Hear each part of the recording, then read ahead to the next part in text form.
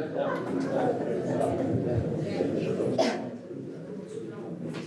evening, ladies and gentlemen.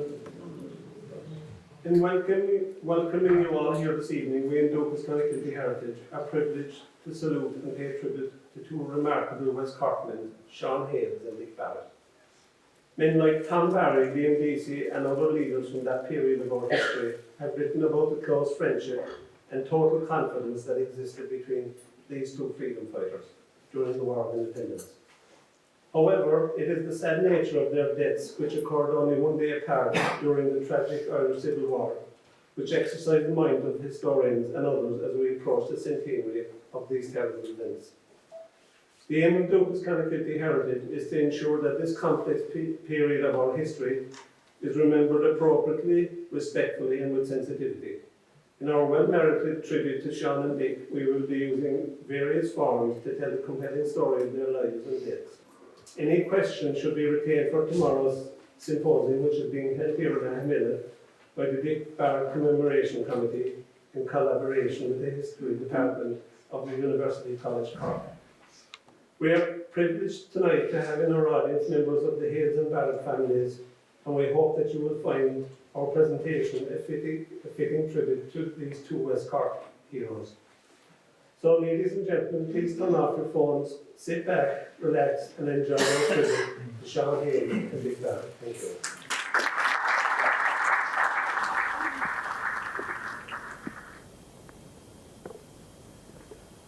On the 19th of March 1921, one of the biggest engagements of the Anglo-Irish War took place here at Crossbarry, 10 miles west of Cork City on the road to Bandon. Surrounded by British troops and vastly outnumbered, the West Cork Flying Column under Tom Barry inflicted a terrible defeat on the men of the Essex and Hampshire regiments. 39 British soldiers were killed and 3 IRA men. One of the IRA commanders that day was a young Cork man, Seán Hales. 2 years later, Seán Hales was dead. A Dáil deputy, he was assassinated by former Republican comrades because of his decision to support the Anglo-Irish Treaty.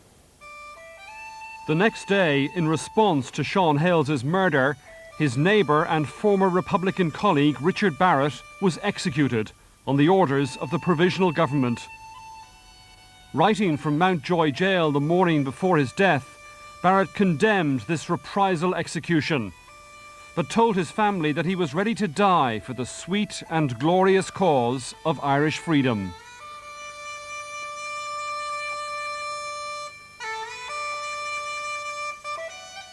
A week later, Seán Hales's family wrote to the Cork Examiner to express their horror and disgust at what they described as the criminal folly of Richard Barrett's execution. Tonight, we salute and pay tribute to two great West Corkmen, Seán Hales and Dick Barrett. The deep affection and total trust that developed between them during the War of Independence is well documented. Sadly, this bond of friendship is sometimes overlooked by how tragically interlinked both men became in death. Seán Hales was born in 1880, the fourth in a family of 9 children, to parents Robert and Margaret Hales, who farmed at Knocknacorra, Ballinadee, a few miles from the town of Bandon. Seán's father had instilled in all his children a profound sense of pride of place and a deep appreciation of the heritage and history of his country, and especially of West Cork. The Hales children grew up in the early years of the 20th century believing that home rule was not the answer for Ireland's future. Their desire was for an independent and free Ireland to take its place amongst the nations of the world. Of Seán Hales, it can be truly said that, like O'Donovan Rossa in an earlier generation, he awakened the people of West Cork from a state of inertia and inactivity to a realization that their future lay within the compass and realm of their own powers. In the event of home rule being enacted, Nationalists and Republicans were well aware that the Union Jack would still have flown over the GPO in O'Connell Street in Dublin. With the outbreak of World War I in August 1914, the British government put Home Rule on hold until the war was over. In the north of Ireland, Edward Carson pledged his Ulster Volunteer Force to fight in the British Army. In the south, in the interests of unity, John Redmond also pledged his largely Catholic Irish volunteers to the fight.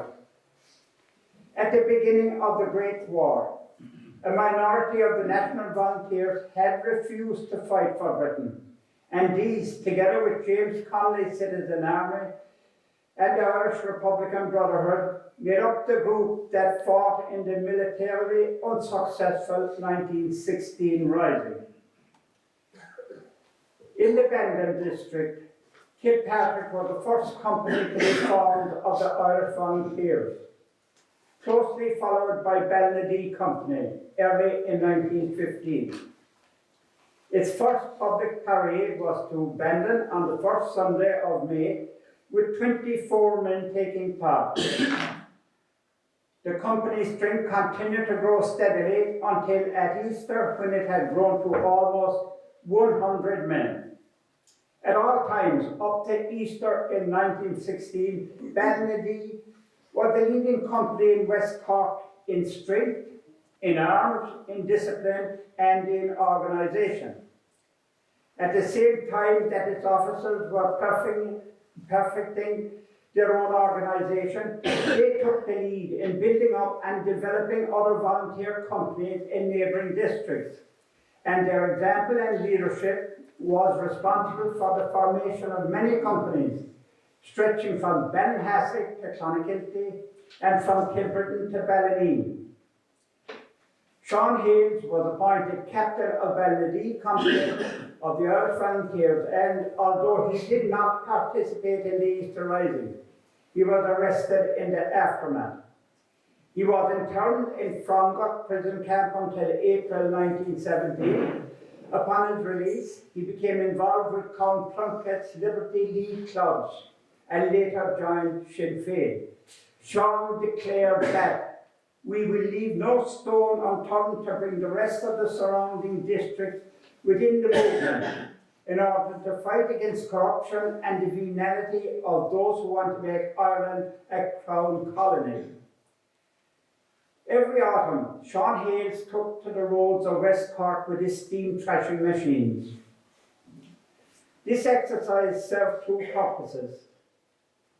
The first, to fill the barn with corn and the haddock with straw, and secondly, to get to know the young men in every parish, in every district, and encourage them to start up volunteer companies in their own areas. Seán's efforts proved very successful, and by the start of the War of Independence, 6 battalions of volunteers, which later became the IRA, had been formed from companies throughout West Cork. Seán also became a frequent visitor to Garron's National School Upton, where he formed a close friendship with Dick Barrett, the principal teacher.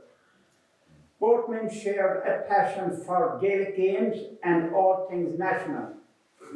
But Seán had another motive, which was to convince Dick to become active in the volunteers and join the IRB, thereby committing to attaining Irish freedom through the only course open to them, which was through force of arms. In this mission, Seán again proved successful. But who was Dick Barrett? And why was Seán so key to heaven as part of the revolutionary movement? Dick Barrett was born at Clonakilty, Anglicized Holly Hill, 4 miles south of Ballineen, under the shadow of Cornhill, in December 1889. His ancestors had worked that land for generations, which was described in the 1840s as arable, poor arable, shallow, wet low pasture and waste.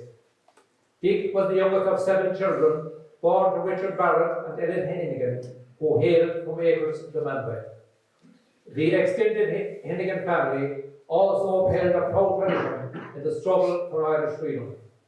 Those connections included Con Collins, who was a prominent member of the Outer Company IRA, Pete Carney, who was a section commander at the Battle of Crossbarry, involved in the attack on Rossgary Barracks, and numerous other engagements. Another relative, Nellie Hennigan, married to Michael Breton, Pat O'Donovan. On reaching 6th class at the local national school at Knox in 1904, Dick transferred to Knoxgan National School, where he continued his education as a student and a trainee teacher until June 1909.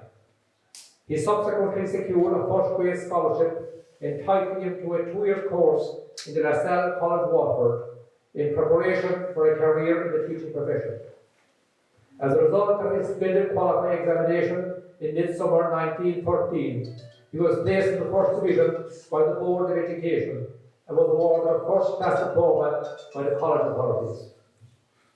Following his qualification, Dick was initially appointed temporary assistant at Newcastle Boys' School, Ballycarby, near Clonmel. On his return to his native county in the spring of 1914, he was appointed a teacher at Upton Industrial School, and after a few months, Dick was promoted to the principalship of Ross National School near Upton.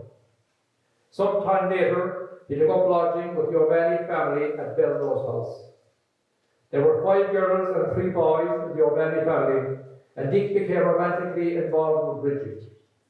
This was another heroic family in the cause of Irish freedom, with all members actively participating in the struggle, and their home was headquarters for the West Cork Brigade IRA for a considerable length of time. Even before 1916, Dick had fastened his colours to the Irish flag. In January 1915, at a grand concert organised by Knockavilla GA Club, Dick's party's piece was Emmett's Speech from the Dock, which, according to the Skibbereen Eagle, was most enthusiastically applauded, and he held the audience spellbound. Tone, Emmett, Pearce and Rossa were the heroes whom Dick exhorted his pupils to emulate at this time. He is also on record as having discarded some of the approved textbooks of the Commissioner of Education, and books shaped by national aspirations and sentiment used in their place. Following his arrival in the Upton area, Dick immersed himself in all things gaming. He became secretary of the Knockavilla GA Club, in addition to being one of the leading players in both hurling and football. He founded a camogie club in the district, and he also found time to be the club delegate at board meetings, as well as being the club referee. During this period, Knockavilla was one of the leading clubs in West Cork, and more than held its own with Bandon, Kilbritton and Clonakilty. Major victories included the Cork County Junior Championship in football and successive West Cork championships in hurling. In 1916, GA in West Cork was very sparse, so in March a meeting of the county board was held in Bandon with a view to reviving activity on the field of play. A decision was taken at that meeting to a football match in Skibbereen between Nils of Cork and the West Cork selection. Dick was selected to play in that game for West Cork in a team that contained Clonakilty and the county footballers, John Count O'Donovan, Sean Cash O'Donovan, in addition to Nicky Hearn and Tommy O'Driscoll. With Dick as secretary and Sean McCarthy, future president of the GA, deeply involved in Knockavilla Club, the GA in the district became far more political from 1917 onwards. In September that year, the club held a fish and sports day promoting Irish song, dance, music and customs.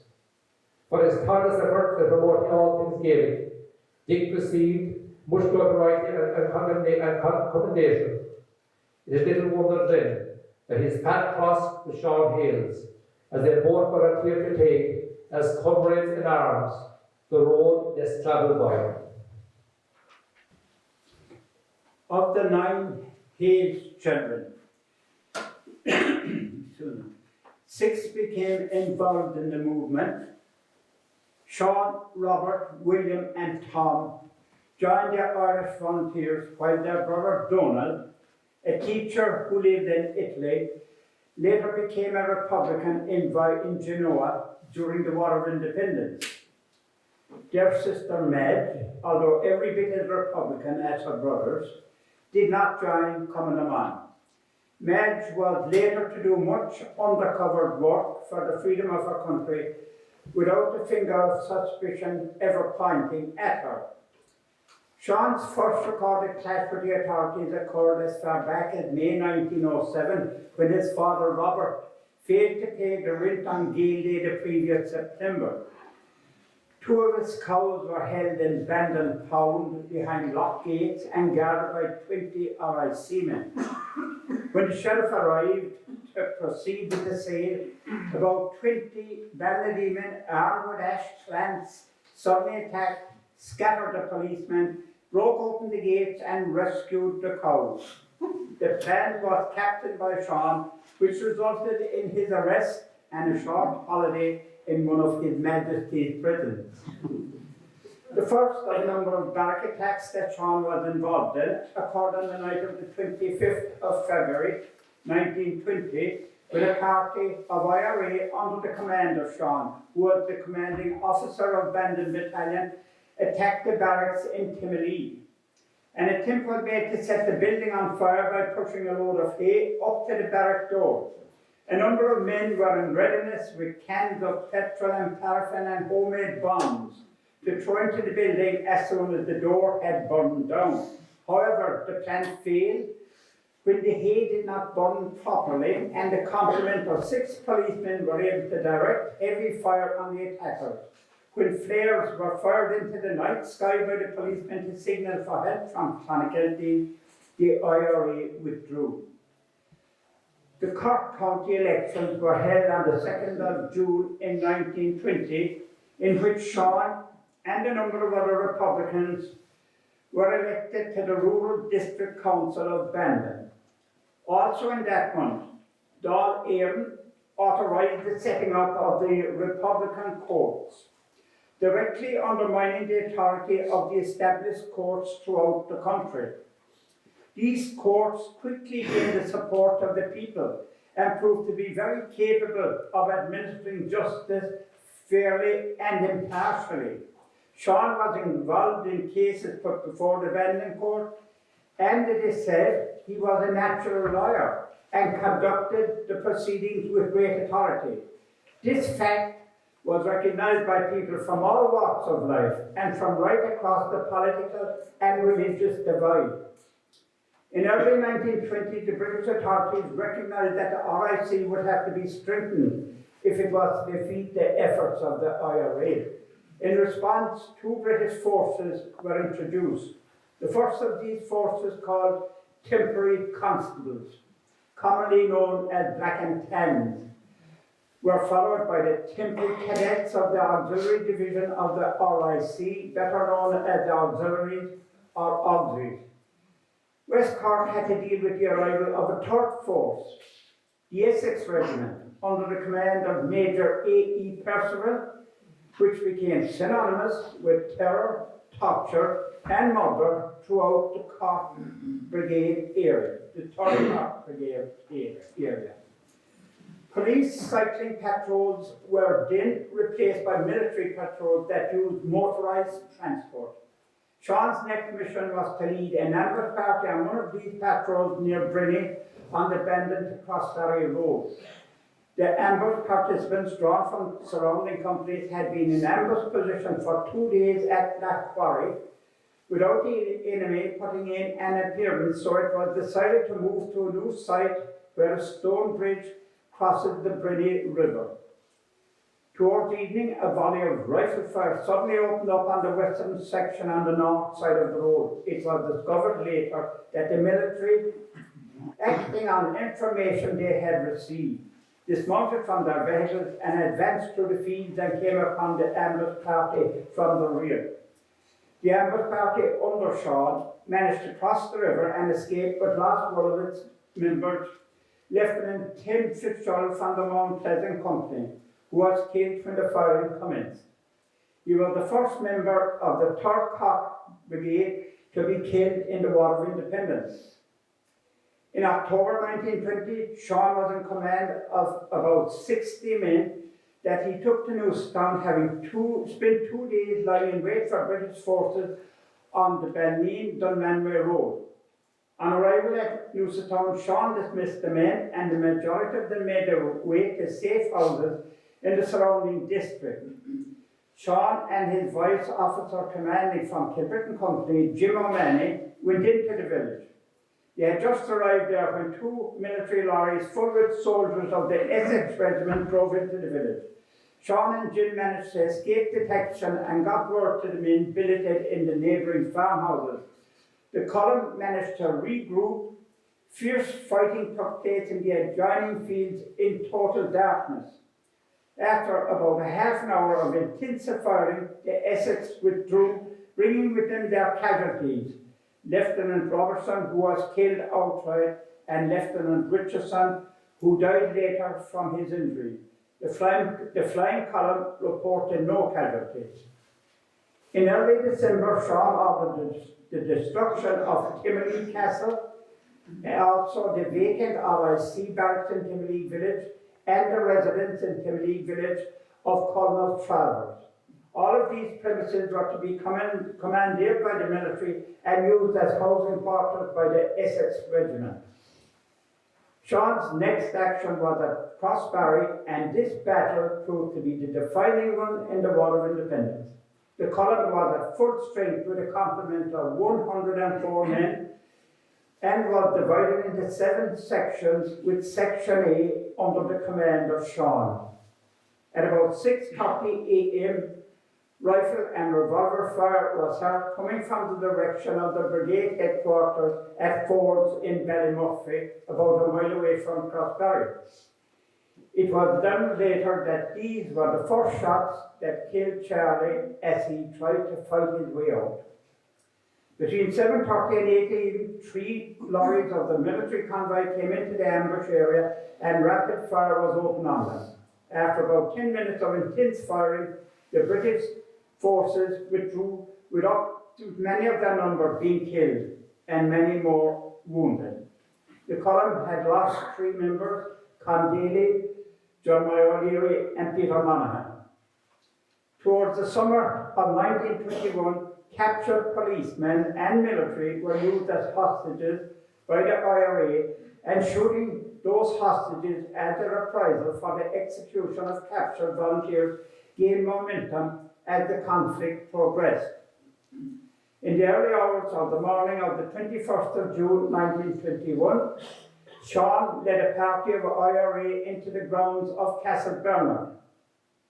His orders were to take Lord Bandon as hostage and burn down the castle.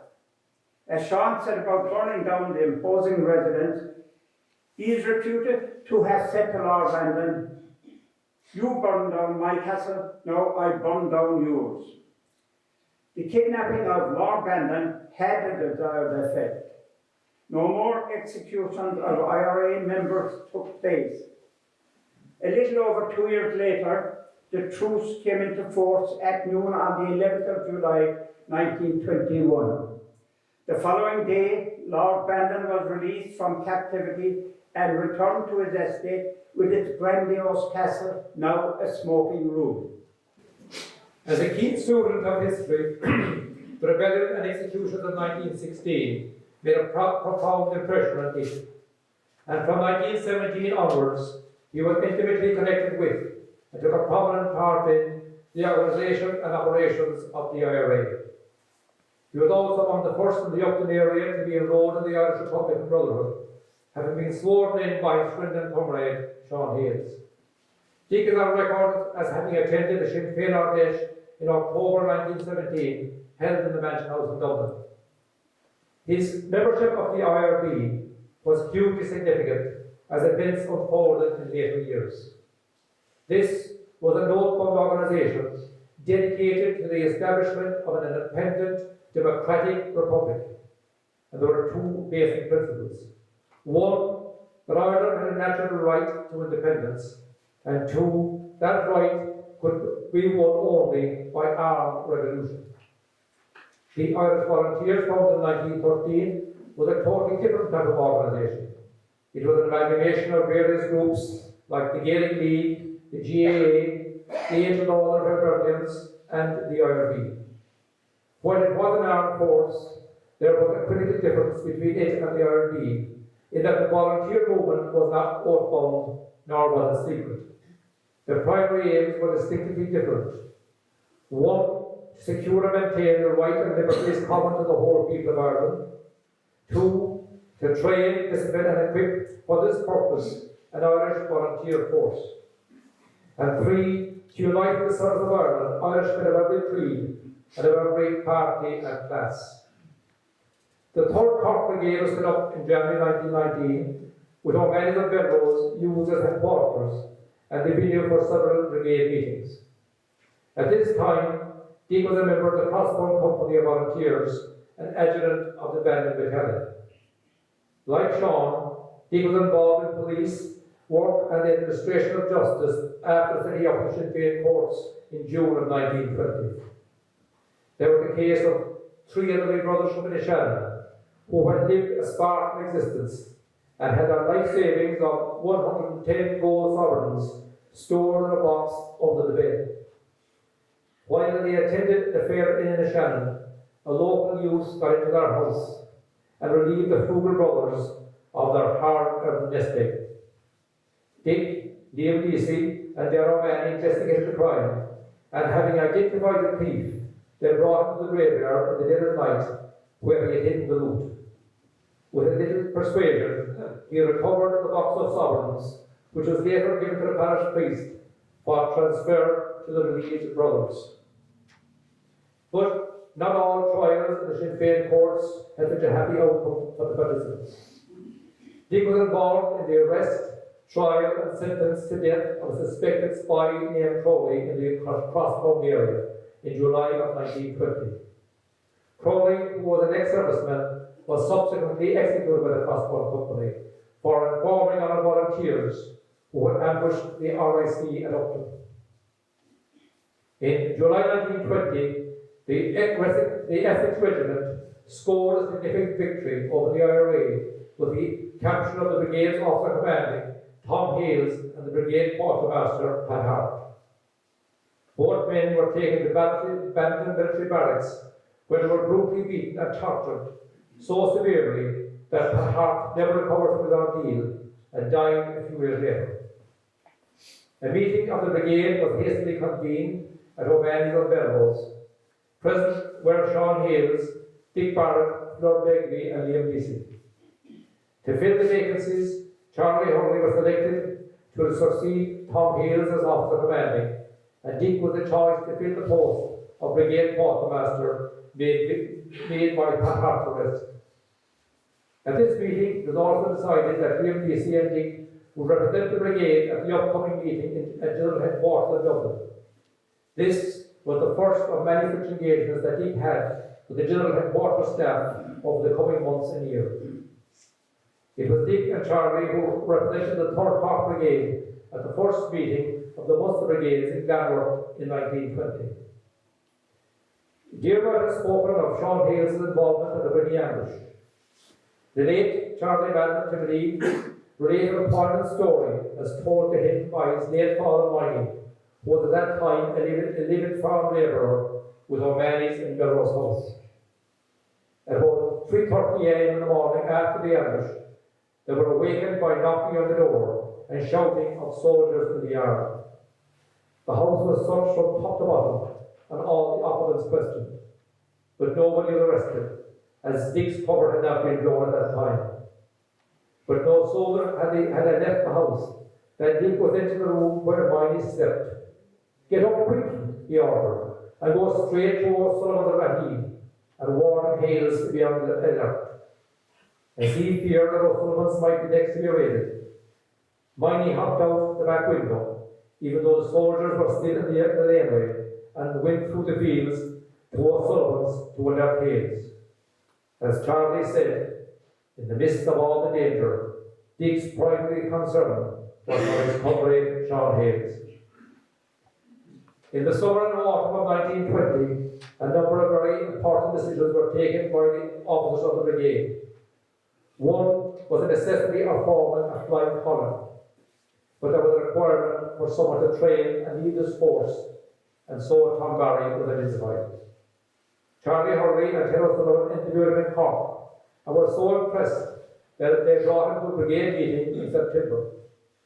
This meeting at Emmanuel Belrose was attended by Charlie Hurley, Liam Deasy, Dick Barrett, Terry Sullivan and Sean Buckley. Barry convinced them that he was the man for the job, and his subsequent distinguished service vindicated that decision. The first half of 1921 was a black time for the brigade, as it lost 11 officers and men. As David related, the brigade OC Charlie Hurley died fighting the British on the morning of Crossbarry ambush. His body was taken to the military barracks in Dublin and later to the workhouse mortuary. It was Dick who contacted Cumbernauld and arranged to have his body removed from the mortuary and prepared for burial in Pagok. There was another body in the mortuary at that time, and Dick got the girls of Cumbernauld to switch the bodies so that Charles could be brought out undetected. Charlie died fighting alone as he had foretold, but his foes knew that day, for later across Barry their forces were scattered like dead autumn leaves. A decision was taken at the Brigade Council meeting in September 1920 to set up an arms fund. It was to be organised by the Brigade Quartermaster Dick Barrett, assisted by Tiger O'Sullivan, Quartermaster of the Bandon Battalion.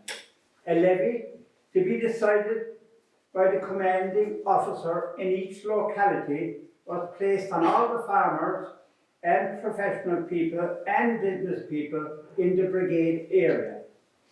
And it was due to the generous and willing support of most people that £7,000 was raised.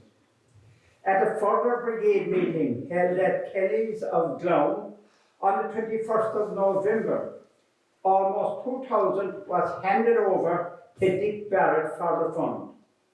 Unknown to the brigade meeting, British forces were only a few hundred yards east the road from Kelly's at Glown Cross, but neither side knew of the other's presence. Seán Hales relates what happened next. The first car to start the return journey to brigade headquarters at O'Mahony's with Belrose carried Charlie Hurley, Dick Barrett and Bridgie O'Mahony. In the car they had £1,700, which was part of the first instalment of the arms fund handed in at the brigade council meeting that day. Bridgie O'Mahony was sitting on the parcel of money on the rear seat. Suddenly, they found themselves trapped. The dreaded auxiliaries from Macroom had set up a roadblock, and Dick, with his two companions, were now at their mercy. The first order was, "Get out on the road." Dick interpreted this to mean a search of the car, as well as a search of Charlie and himself, and God forbid, Bridgie. Dick thought of a plan on the spur of the moment. He approached Colonel Craig, the officer in charge, and explained that the lady in the car was seriously ill. He asked that she should not be disturbed unnecessarily, but left seated in the car while it was being searched. The colonel, who died a week later at Kilmichael, had some gentlemanly instincts not shared by his fellow officers. He agreed that Bridge should retain her seat, and in the two searches of the car that followed, the arms fund money remained undetected. This was typical of the quick-thinking brain and cool-headed action of Dick Barrett. Before the engine of Dick's car started, the car, in which Liam Deasy and others were travelling, arrived on scene. They were ordered out on the road, and their car was subjected to very close examination, but nothing incriminating was found. Next, the male members of the party were searched in much the same manner as those in the first car, and they were just about to go on their way when the horse-drawn trap in which I and some companions were travelling arrived on scene. Once more, we were ordered out on the road to be searched, but this time, incriminating documents were found on two members of our party, Con Crowley and John O'Mahony. This immediately produced a hostile and suspicious reaction among the Aussies. The three cars were now minutely searched, though the sick lady was not asked to leave the car, and she remained seated on the head of King George on the 5 pound notes committee. Colonel Craig was accompanied by about 20 auxiliaries, and without any arms, we saw no possibility of escape, and our plight can be more easily imagined than described. The Colonel then slowly approached me and staring me straight in the eye with his rasping voice cutting through the cold November air. He asked a few direct questions. State your name, place of residence, and what business have you in this district? I provided him with the answer he was looking for. I'm John McCarthy, a farmer from Lake Mount in a scheme, and I'm buying a few cattle in the district. After an initial pause, the Colonel replied, I believe what you tell me. You have an honest face, and if all of your countrymen were like you, there'd be no need for us here. With that, we were permitted to depart. That is, all except Crowley and O'Mahony, who were detained. Following the arrest in the aftermath of Prosperity ambush, Dick Barrett was interned in Spike Island, but immediately his thoughts turned to escape. Early on, he discovered that tunnelling was not an option, as most of the fort is built on limestone, which is impossible to tunnel through, and the remainder is sandstone shale, which is totally unstable. Over a period of several months, plans were gradually perfected, and on a wild, dark and stormy night on the 10th of December 1921, one of the most sensational escapes on record occurred. Amazing friend and foe alike. Dick Barrett was one of 7 to embark on this astonishing getaway, and he now takes up the story. The challenge facing us was a daunting one, as the fort was enclosed by 2 walls almost 20 feet high. Between the interior and the exterior wall, there's a dry moat which is nearly 40 feet wide. On top of the walls, you had a rampart which is covered by an 8-foot high barbed wire entanglement. Sentries are posted on the ramparts, and searchlights constantly light up the area at night. In addition, a motorboat carrying an armed crew made a continuous tour around the island. So, to ensure that we were missed for the 4 o'clock count, trapdoors are created on the floors so that the internees can drop through when their floor is counted to make up for any shortfall in the floor below. We had arranged visitor drive in September, which resulted us in being taken out into the dry moat as a punishment for 3 days and 3 nights. To get us to the moat, the soldiers opened a sally port, or a door into a tunnel that was under the ramparts. This proved invaluable, as we now had an escape route into the dry moat. We cleaned out this tunnel of barbed wire and obstacles after the riot. On the night of the escape, fellow prisoners removed bricks and barbed wire from the entrance to the tunnel, and then replaced them once we had gone through.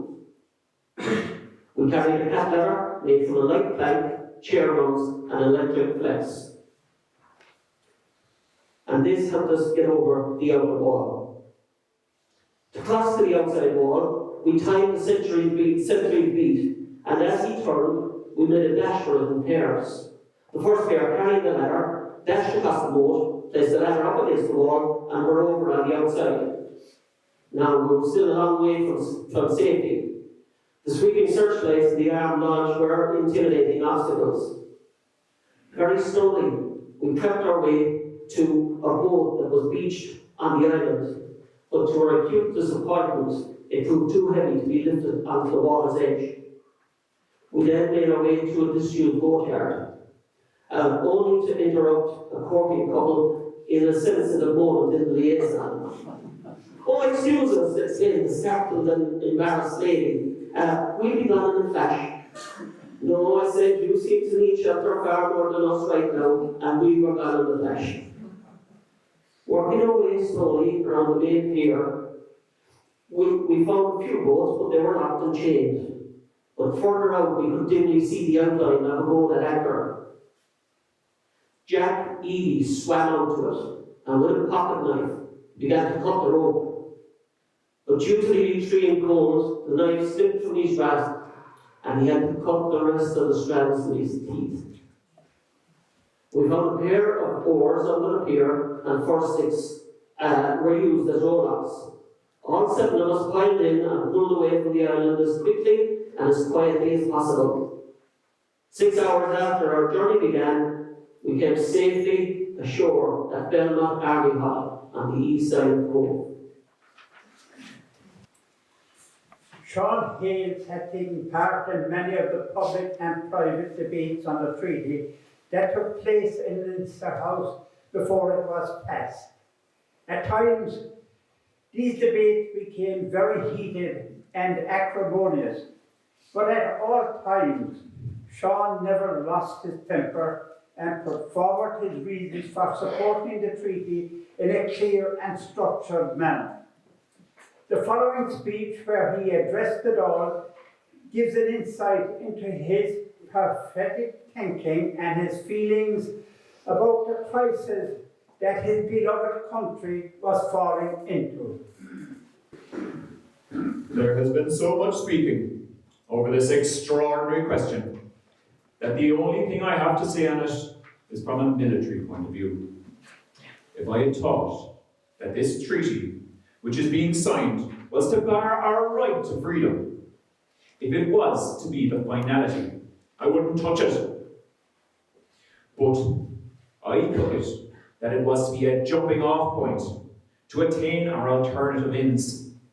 The only thing is that at the present moment, if there was to be anything like a split, it would be more dangerous than anything else. As for our principle, we are all pledged to that, which is to place Ireland in her place among the nations of the earth. Posterity will judge us all yet. Speaking from the column, which I was always with, and ready and willing to carry on the fight, but I still look upon that treaty as the best rock from which to jump for the final accomplishment of the Irish freedom. There is no doubt that speaking in these momentous times, because it takes men of iron to stand up against the question of principle, because he might be apt to be misjudged. He might be called a coward. There is no cowardice in it, but there is great common sense in the South. The only thing I would like to be understood in is that any kind of division would have a terrible effect. As for the people on the whole, they are for this treaty, and I don't care what sense they are for it, because some vote for any peace. There is hardly one of us here could realise what it is to have that army of occupation gone, because in a short time, with the building up of the nation, with the youth of the country, the training of their minds, and the training of them as soldiers, and the equipping, the day will soon be at hand when you can place Ireland, in my mind, in her rightful place among the nations of the world. The feeling in the South, among the ordinary people, is surely for the treaty. Even the best of them are tired of war and worn out. There is no getting away from it. But still, if they are called upon again, they will give their help to the soldiers of Ireland. They gave what they had, and will give what is remaining. But I consider, and I have weighed it up and watched the whole proceedings. I don't speak with animosity to any man, but I speak as a soldier, because it is the soldiers who will win this war. It is not the politicians. We had a great precedent for keeping treaties with England.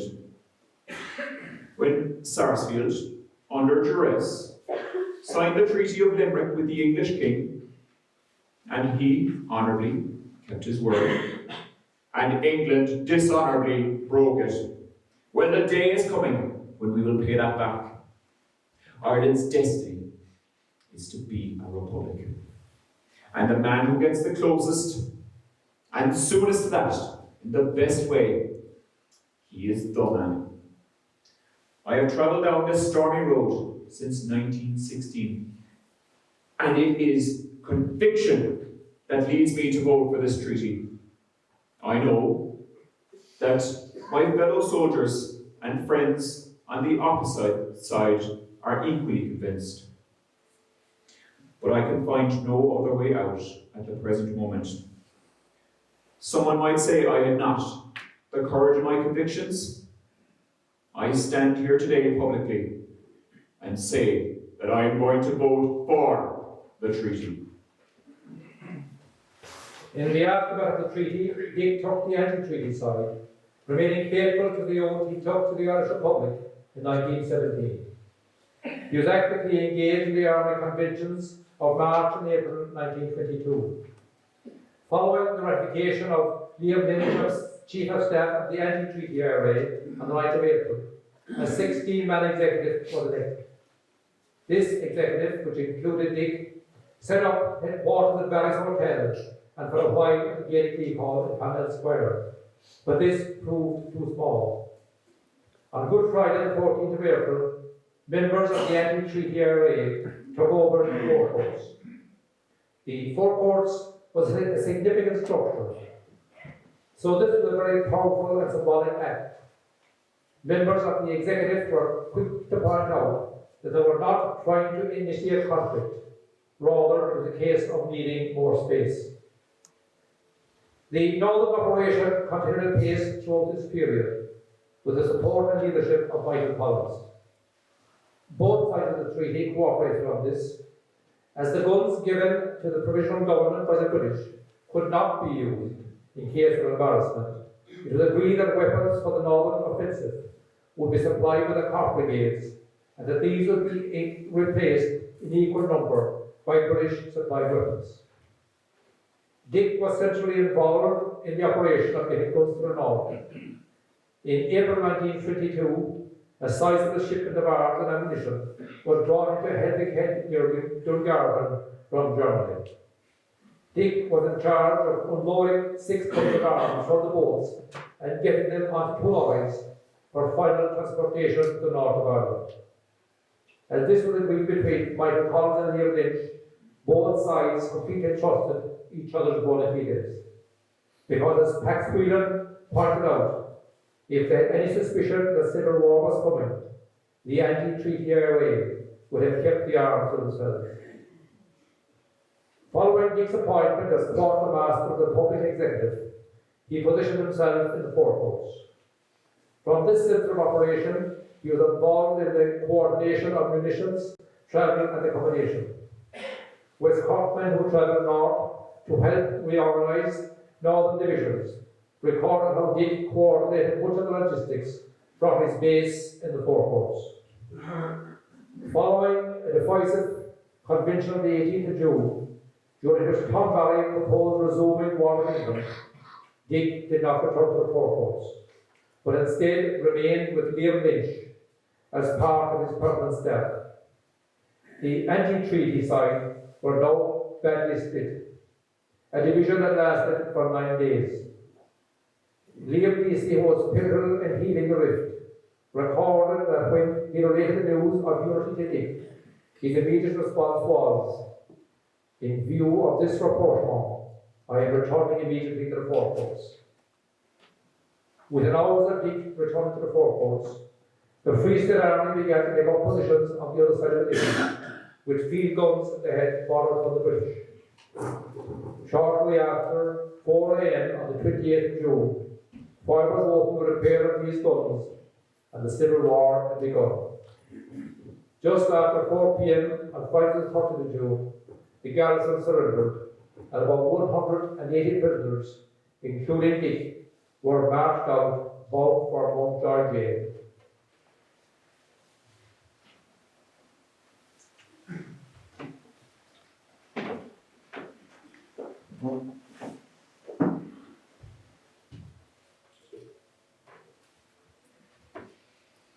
A monster pro-treaty demonstration was held on Sunday, the 12th of March in 1922 on Grand Parade in Cork City, at which all elected TDs from Cork City and County, including Michael Collins, were in attendance.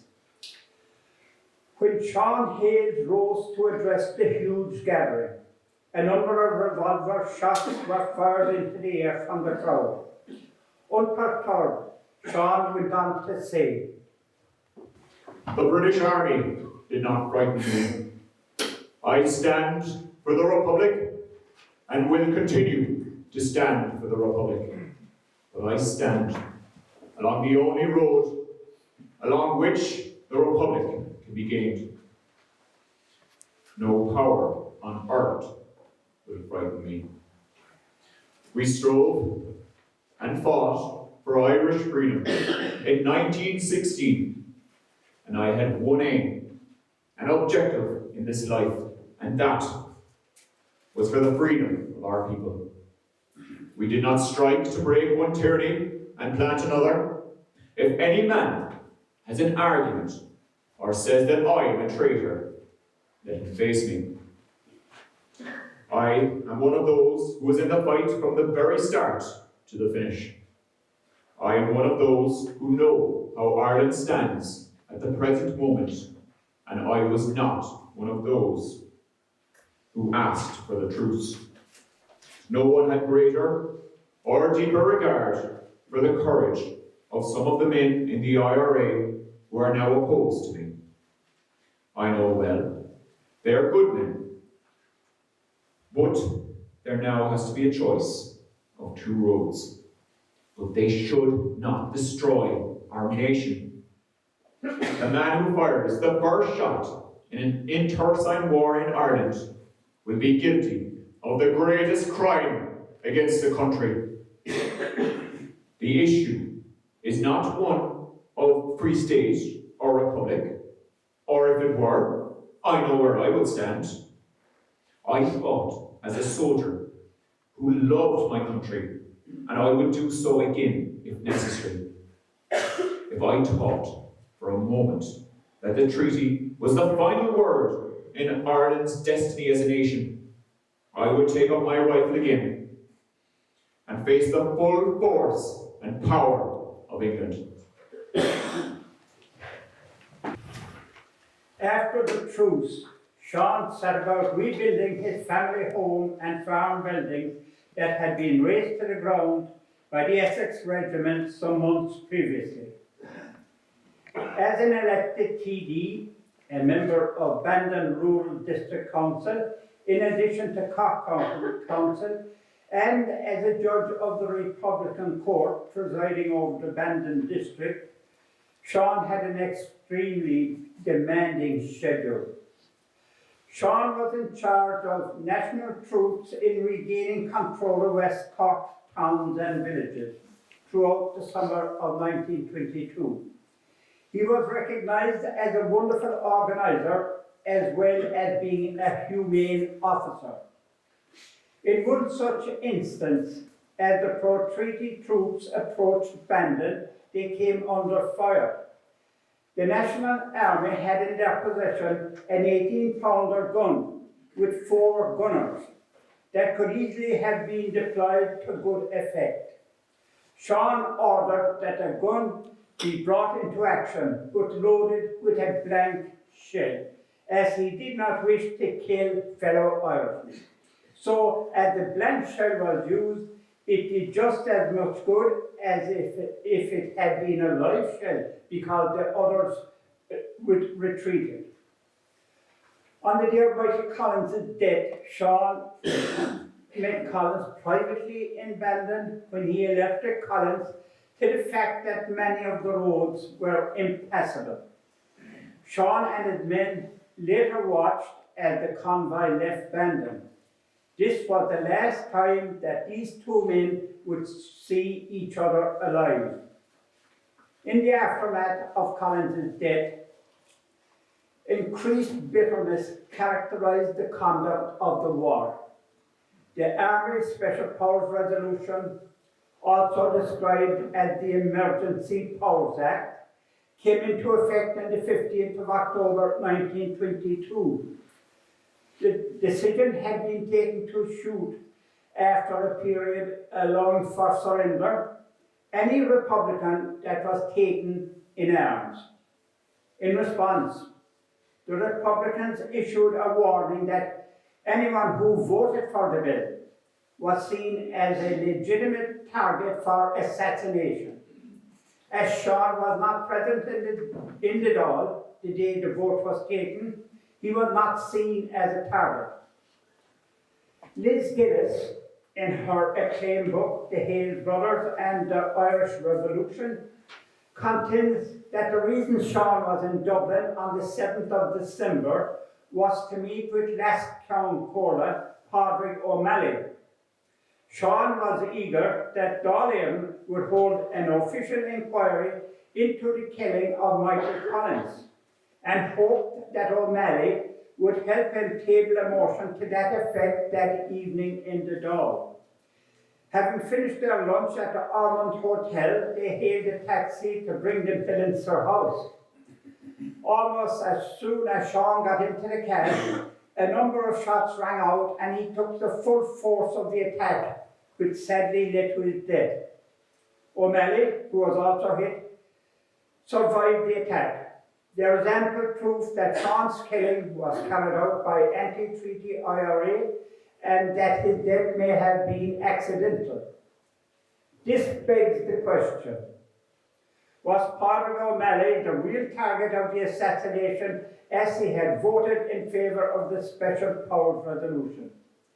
According to the Irish Times, there was a strange resemblance between both men. Hales was fair, while O'Malley is dark, but both were huge men, with rugged faces and heavy, slowly moving limbs. O'Malley had made his way onto the hackney carriage, but got off to speak to a colleague, whereas Seán took his seat.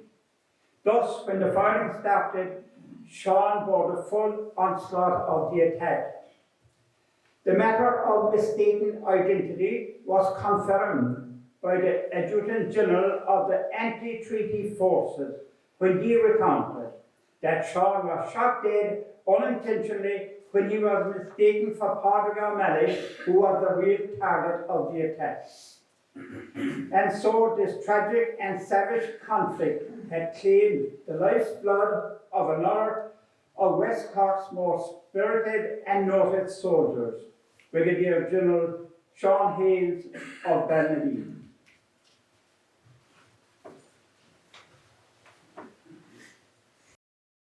And immediately following this, two TDs were travelling on a sidecar up to the Ormond Hotel. Seán Hales of Cork and Padraig O'Malley of Galway were fired at, and Hayes was killed and O'Malley was wounded. The Free State Cabinet now decided to take the most drastic action. They held as prisoners the 4 anti-treaty commanders from the forecourts, including Rory O'Connor. My idea was that we should take 8 or 10 of the leading irregulars who had been in the forecourt, put them before a military committee in the morning and shoot them the morning after. But the meeting had been delayed a little. The meeting was already in progress, and I found it being proposed that 4 named persons, a leader of the anti-treaty forces from each of the 4 provinces, should be shot summarily the following morning. Well, I immediately thought that that was a better idea than my own, would strike more terror and would involve less loss of life. So I didn't put my own proposition before it. After about 3 or 4 minutes discussion, Mr. Cosgrave put the proposal to the meeting. Desmond Fitzgerald was asked first, and he said yes. I was asked second, and I said yes. And then Kevin O'Higgins was asked, and Kevin said, "Is there no other way?" I realised afterwards that perhaps Kevin was thinking of Rory O'Connor, who had been a personal friend and who had been best man at his wedding. Rory O'Connor's cell in Mountjoy Jail was shared by Seán McBride. Paugeen O'Keefe, the governor, and his aide came in at 3 o'clock in the morning and told them both to dress. They went out and left us to dress. I got up and dressed. Rory got up and dressed. Rory had with him, he had been best man to Kevin O'Higgins's wedding. And he had with him the gold and silver coins that had been used at the wedding. And he wanted to give them to me. I should mention, yes, O'Keefe came back and said, you can go back to bed. You're not coming. Most of the prisoners in Mountjoy knew nothing of the shooting of the 4 men until Mass that morning. Shortly after midnight, Dick was roused from his sleep with the news of his immediate execution. With extraordinary bravery and discipline, Dick washed, dressed, bade farewell to his comrades, prepared spiritedly to meet his Maker, and began to write his last letters. Mountjoy Prison, Friday morning, 2 a.m., December 8, 1922. To my dearest mother, father, Molly, Jim, Neelis, and baby. I have been just called up from my old cell, 36, top landing. A little paper was left to me which stated that I am to be executed in the morning at 8 a.m. as a reprisal for Seán Hales' murder. Only a few days ago, some fellow prisoners of mine and I were speaking of the poor lads who were executed in Beggar's Bush, and wondering, would it be difficult to die in such circumstances? Well, the middle is solved for me at any rate. The nearer we get to death, the easier it is. I am quite prepared for that last long journey. For me, the best has come. But for you, I can see you now when you receive this news. I wish you would take it as cool and as resigned as I have. And remember, it is sweet and glorious to die for one's country. There were 3 others brought out with me: Rory O'Connor, Liam Mellows, and Joe McKelvey. I presume that these 3 great men will also pay the full penalty for loving Ireland. They would be a great loss to the cause of Irish freedom. They too, like me, I'm sure regret that the executioners should be Irishmen. In the past they were English, but the cause is the same, holy and triumphant. Well, I was not as good a son or as loving a brother as I might have been. I have caused you all a lot of worry and uneasiness, but I know you will forgive me. The services of Ireland demand the giving up, and perhaps in many cases the breaking of some family ties and dear friendships. But this is more than compensated for, because in the service of our motherland, we make acquaintanceship with the greatest of men, men whose souls are in communion with the spirits of our martyred heroes. I had intended to write to Lizzie and Sis, but I'm sure I will not have time. You have a lot of little odds and ends to fix up. Let them see this letter, and tell them to bear up like true women of Ireland. For live 1,000 years, I should not be so well prepared. I want you now not to cry or mourn over my loss. Be proud that I have not died in disgrace. Pray for me. I can see Molly starting to cry already. Remember all the brave lads that are being killed in the fight, and take it as your lot that you are called upon to give one member of your family to this holy cause. The priest is with me, and I'm happy. Tell Willie how I died happy. Goodbye to all, Richard.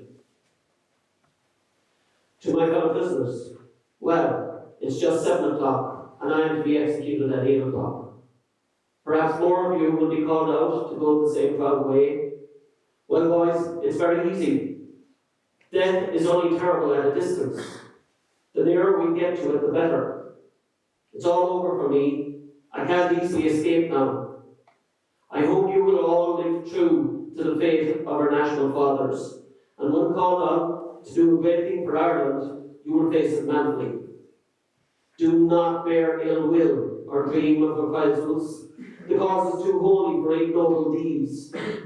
I have not seen Rory, Liam, or Joe. Sure, they too are happy. Goodbye to all. Remember me and pray for us four. I have a packet of cigarettes. I would love to give one to Cooney and Joe, your fellow prisoner, Dick. Father McMahon, who attended to Dick's spiritual needs, related that during the night, Dick remarked on what strange surprises life had in store. A week ago, he said, he and Liam Mellows had been discussing the policy of threatening the members of the law, and both had decided it was unworthy of the cause for which they had fought. And now, Dick prophetically observed, I have become the sufferer of a policy I could not support. He bade an affectionate farewell to his companions and those who had charged him. Time and again he declared he bore a grudge against no man. He forgave and he prayed for all. As dawn broke, the four men, Rory O'Connor, Liam Mellows, Dick Barrett, and Joe McKelvey, were brought out into the execution yard. The face of firing squad of 20 men, 10 kneeling and 10 standing. To fill the dreaded minutes, Dick began to sing the top of our hole. To put it mildly, the firing squad was tense and uneasy for the occasion, and the greatest part of the volley was wide. As is customary at such events, the officer in charge followed up with individual revolver shots. 9 revolver shots were fired before the 4 men were dead. The sad funeral rites were carried out in remembrance as Dick and his fallen comrades were interred in the grounds of Mountjoy Jail. On Friday, the 8th of December, the remains of Seán Hales were removed from Jeffery Street Hospital to the Pope Cathedral, Dublin at 9 p.m. The guard was honoured by troops with arms reversed, marched after the coffin. The following morning, Requiem Mass was celebrated at 11 o'clock, and his remains were removed at 4:30 that evening and taken to the North Wall, where they were placed on board a steamer, the Lady Terror, which was leaving for Cork at 5 o'clock. The military party, accompanying the remains with a few friends of Seán, knelt around the coffin, and in the twilight, just as the Tuscar rock was being rounded, the rosary was recited.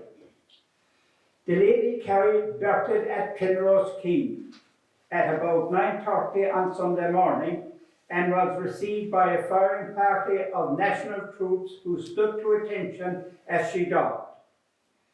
The removal of the remains was timed for 2 o'clock, but long before that time, the quaysides were crowded with mourners, many of them very well-known political opponents of Seán's.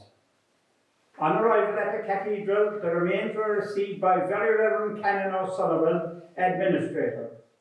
The coffin was shouldered into the cathedral by Seán's fellow officers and placed on a catafalque in front of the high altar. A party of troops then mounted guard and remained there overnight.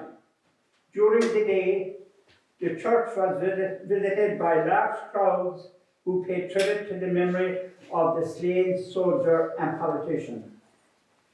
After lying in state throughout Sunday, the funeral took place on Monday after Requiem High Mass at 9 o'clock.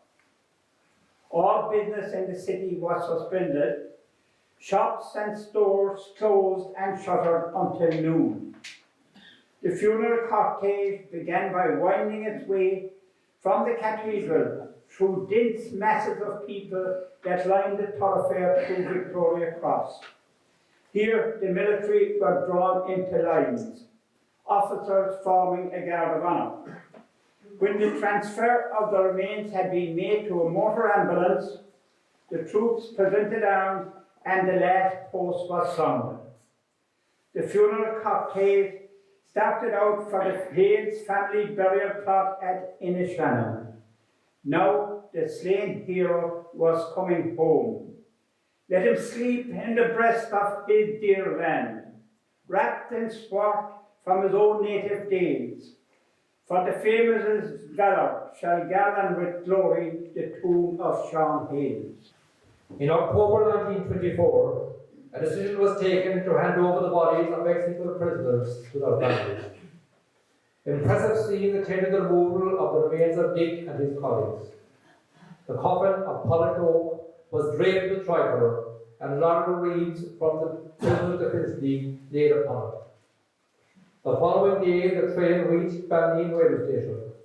An immense assemblage from all parts of West Cork awaited the arrival of the remains in his native village.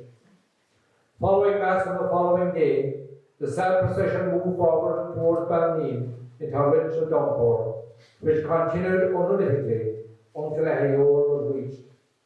Here, the Cork Volunteers Pipers Band formed the head of the funeral procession and played suitable slow marches to the graveyard.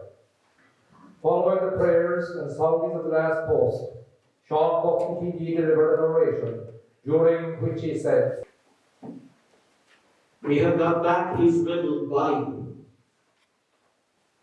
We have laid it here, in his native parish, where his parents and friends can kneel in prayer when they come to Holy Mass, and where its nearness will be an inspiration to his old comrades and to the generations that come after us."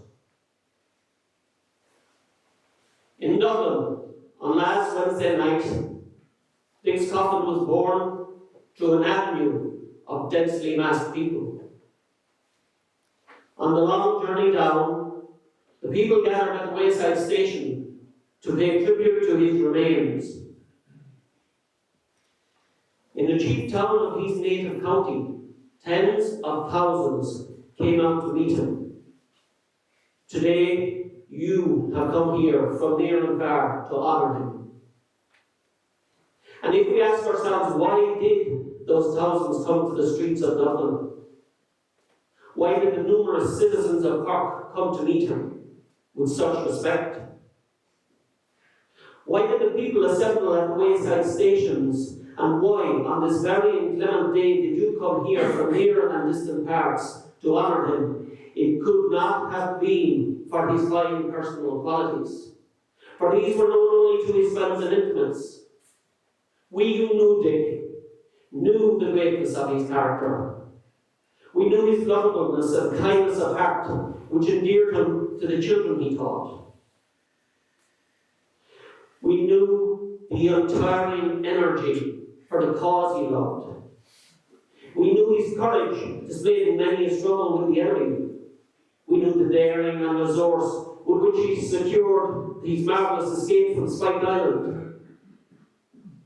Nor was it the manly qualities that he displayed in prison, where men's courage is tested, nor the generous thoughtfulness shown to his comrades in his final hours. The filial affection or the tender love for the little ones disclosed in his last letters home, nor the magnificent courage with which he met his death. These things could not have been known to all the thousands who came to honour his remains. No, the reason is that Dick lived true and gave his life for that imperishable ideal that Irishmen have given their lives for in every generation, the ideal of Irish independence. For in every age and time, none have been more honoured than those who died as he died. He was one of those who flung themselves into the gap of danger, of whom it can be truly said that they threw themselves across the stampede of a nation, and none have been more honoured than those who have fought that forlorn hope. Well for Ireland she had Rory and Liam, Dick and Joe and his comrades, for they have redeemed by their sacrifice our honour, and answered the taunts that could be flung at us, who declared to the world our independence. We who have called upon the nations of the world to witness that we give allegiance to no foreign power. For the justification of the national struggle in every generation has been that it is our right to have the same independence as every distinct nation in the world. There is but one true national faith, and that is the faith that has stood the test of centuries. And I would ask you here, over the dead body of our friend, to pledge yourselves to be true to that faith. And you, his comrades of the Cork Brigades, you, the soldiers of an army routed perhaps but unconquered, to you it is given in a special manner to safeguard the heritage Dick and his comrades have handed down, never to swerve in your allegiance to the cause for which he strove. And with God's help, in our own time, we will see the freedom of the Republic for which he laid down his life. The exceptional bond of friendship and camaraderie that existed between Seán Hales and Dick Barrett ended with the savage and callous killing of both men. In life, they are forever linked through their enduring friendship. But sadly, their deaths eternally symbolize the futility and the tragedy of civil war. In December 1922, Liam Deasy, a comrade of both men in the 3rd Cork Brigade during the War of Independence, was recovering from illness in a house of a friend on the southern slopes of Pavilion. This was his reaction on hearing the shocking news. The tragic news of those 2 days fairly shattered me. With my physical condition at such a low ebb, and being so much on my own, I passed through a period of great depression. For 24 hours I could think of nothing but the shooting of Seán Hales, and that at the hands of my comrades. The reprisals completed the tragedy and brought home the desperation, savage hate caused by this civil war. Seán Hales and Dick Barrett, two of my most intimate and personal friends, were now dead. And for what? In that quiet, lonely house on the mountainside, memories of many years came flooding back.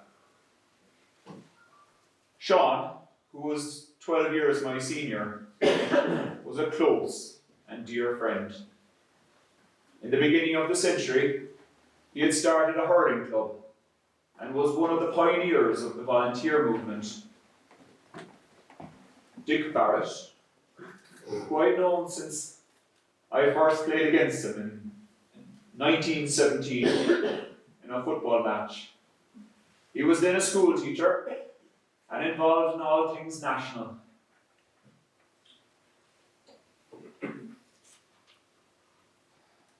Now they were dead, and the future seemed to me to hold no promise of any respite in the grim litany of disasters. 100 years have now passed since those horrific events in December 1922. And as we come to the conclusion of our brief, yet well-merited tribute to Seán Hales and Dick Barrett, we do so in the spirit of reconciliation, understanding and forgiveness. On Easter Sunday, the 18th of April 1965, a historic event took place at Seán Hales, in close proximity to the birthplace of Michael Collins. This was the unveiling of the monument to the fallen leader by the Commander General Tom Barrett, leader of the flying column of the 3rd Cork Brigade, who had taken the anti-treaty side in the Civil War. In his oration to an estimated crowd of upwards of 20,000 people, that included IRA men who had fought on opposing sides in the Civil War, Tom Barrett stated, It is not for us here to go into the rights and wrongs of the Civil War. Many of you here today were on opposite sides. Let us leave it that each of us, as I did myself, believed in the correctness of his choice. I concede that those on the opposite side felt that their decision was the right one too. But let us all end recriminations of an event which took place over 43 years ago and which divided brother against brother, neighbour against neighbour. Here at this monument, erected to commemorate for all time the braveness of the contribution made by Michael Collins in their struggle for freedom, let us bury the dead past of dissensions. He whom we all know hated civil war and all its sad consequences would have us all do so. Those of us who are growing old and are near the end of our road have this final contribution to make, so that the young people of Ireland can march on together to the ultimate freedom and build a better life for themselves and for the generations to come.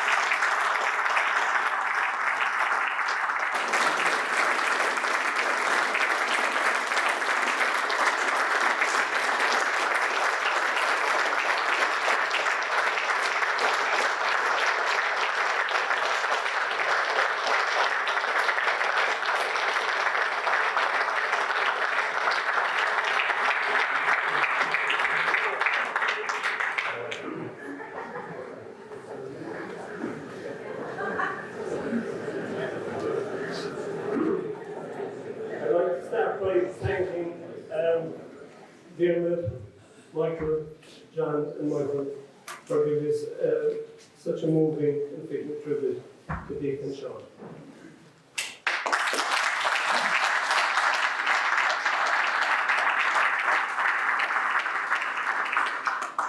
Ladies and gentlemen, it's great to see such a fine crowd here tonight. It's, you know, it's testament to the regard that Seán Hales and Dick Barrett are held as we come up to the centenary of their death.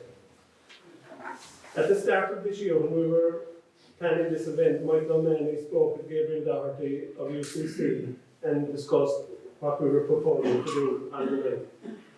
Gabriel thought it was highly appropriate, but said, think outside the box. So, what better men to think outside the box than Michael O'Mahony and Jamie Kingston. They wrote a marvellously historic, accurate script and got Kilmeen Drama Group to come on board. And what a masterstroke that was, in fairness.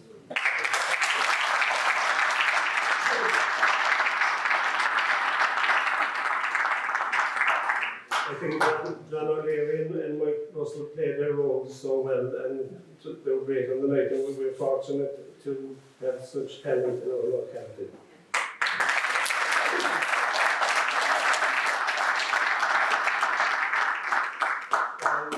Before I call up Lisa there now to talk about tomorrow's commemoration, a few thank yous. I'd like to thank Clan Jacob for placing this fantastic facility at our disposal. I'd like to thank Padraig O'Reilly because the amount of work Padraig O'Reilly has done for us in the last week here is fantastic. Tonight is the third night there's been people here practicing, and tonight is the night. So thanks very much.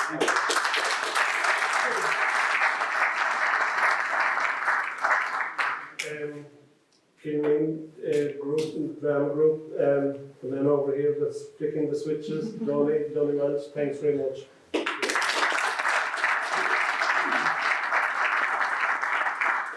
Ron Dolan, that's doing the video over there. Donald, thanks very much. There's a couple of videos up on the Dúchas website there, one on Pavilion and one on Clonakilty district, and they're all testament to Donald's great work.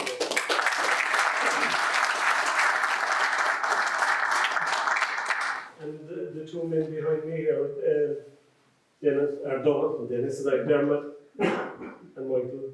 I mean, the amount of work they've put into this in the last, since the start of the year, I'd say they've been on the phone every day, and the amount of emails, and but like proof of the putties and the eating was there tonight, so thanks very much.